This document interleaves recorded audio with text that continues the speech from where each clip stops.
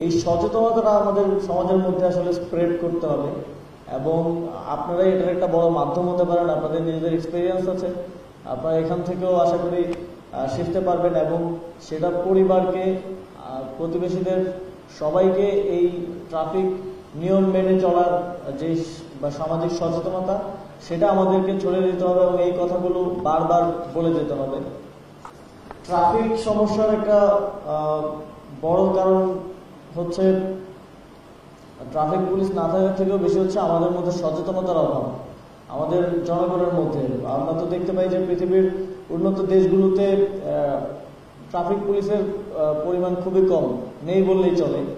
কারণ সেখানে মানুষ ওই যে ট্রাফিক লাইট দেখে সেটাকে মেনে চলে, তারপর জেব্রা ক্রসিং দিয়ে রাস্তা পার হয়।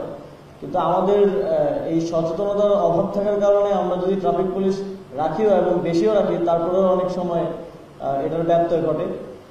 আমি স্বরাষ্ট্র মন্ত্রণালয়ের অধীনে যে আমাদের ট্রাফিক বিভাগ আছে তাদের সাথে এই বিষয়ে কথা বলবো, তারা যেন আপনাদেরকে সে বিষয়ে লজিস্টিক্স সহায়তা প্রদান করে সেই চেষ্টা করব।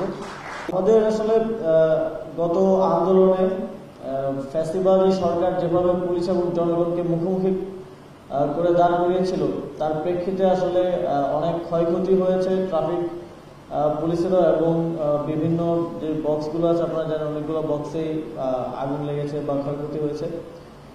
এছাড়াও আমাদের সার্বিক যেই ট্রাফিক ব্যবস্থাপনা সেটার আধুনিকায়ন ও যুগোপযোগী করে সেটার সংস্কার প্রয়োজন।